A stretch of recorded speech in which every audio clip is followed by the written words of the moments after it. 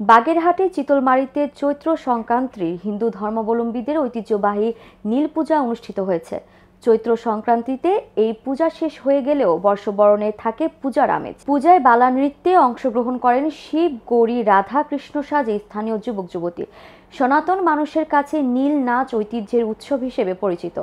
নীল পূজা বা নীল ষষ্ঠী হলো বাংলার হিন্দু সমাজের এক লৌকিক উৎসব, যা মূলত শিব দুর্গার বিবাহ বা শিবের বিয়ে নামে পরিচিত।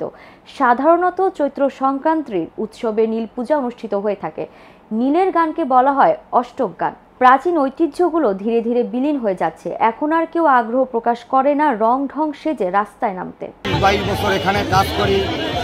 মায়ের যে কতটা দয়া, মায়ের যে কত শক্তি, মা যে কত মানুষের বিপদ আপদ থেকে দূর করে তা বলে বোঝানো যাবে না।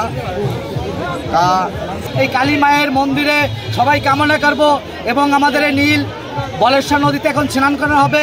যারা মা বোনরা আছেন সবাই স্নান করবেন এবং মুক্তি লাভের জন্য সকল ভক্তগণ আশীর্বাদ প্রার্থনা করবেন।